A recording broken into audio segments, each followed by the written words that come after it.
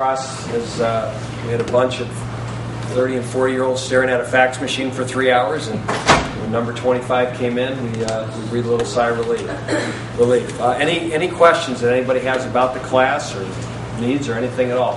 How much of a difference was there as far as like after you guys made the bowl game and the year that Freddie had? I think that the way that we played this year and the exposure we got by going to a bowl gave us a lot of positive momentum in recruiting. I just found like the visit weekend after the bowl games, I think there was a different sense of what Bowling Green football was. When you play in a bowl game on ESPN and over 3 million people watch you, and I think that the way we represented ourselves in the bowl game only helped us. So I don't know if we got anybody we wouldn't have got commitments from because of the bowl, but it certainly didn't hurt. How was this process different after you had a year under your belt compared to last year? So much different. I mean, you feel better about the class because we know more about these players. We got more live evaluations of them. We watched more film on them. We got to know them better. We got to know their families better. I mean, every one of these players, I was in their living room. And not just got to know the player, but their family, and met their high school coaches, and you just have a better sense for what they're about. So not only do I think you feel better about the class because you know them better, you feel the evaluations were more thorough, and I think we're better positioned to coach them once they get here. Being the voice of negativity, I noticed there's not a punter and or place kicker on the list. How do you plan to address that, I guess? Well, we have 2 guys in the program, and there's certainly guys that could get added to this list before it's all said and done. And that's going to be an open position for us. Certainly, there's the opportunity for a walk-on kicker or punter to come here and win the job. And those are not things that we're allowed to comment on until they're enrolled. So, there's certainly a need, but there's also 2 guys in the program that we've told them they'll have a chance to compete for the job, and we'll see what happens.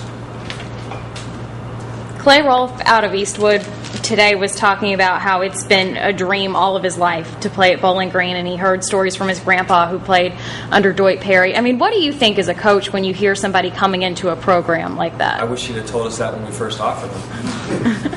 He made us wait a month before he committed. So, it was great. There's such a family connection there, and went to a basketball game that Clay's sister played in a week ago, and I think we'll come close to doubling our season ticket sales just because of getting Clay here. That really comes from a neat family with his grandfather playing at Bowling Green, and family in the area, and he's just a really gifted player that can do a lot of different things. But you want people that want Bowling Green, that when they come here, all of these players are going to go through some adversity here at some point, whether it's academic, social, football.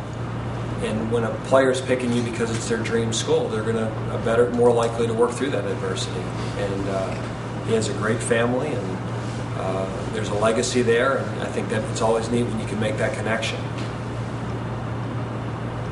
You said Boo Boo Gates might be the steal in this class. What went through in his recruiting process and getting him to come here? Well, again, Boo Boo from the get-go I thought was a very high-level player. And,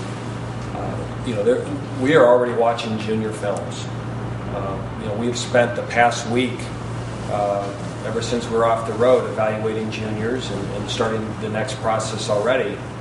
And sometimes you watch a junior and you just say, you know what, boy, he's good, but probably will end up at a BCS level and might be a tough recruiting battle. And Boo Boo was one of those guys early that we recruited him hard, and we let him know very early we wanted him, but really thought at the end of the day he may end up somewhere else. And I just thought the connection with Middletown, with Caleb coming here and Nick coming here, and the fact that Blake and Chip enjoy our program so much, we got some momentum going with that. And he came up here and loved it and felt very comfortable here.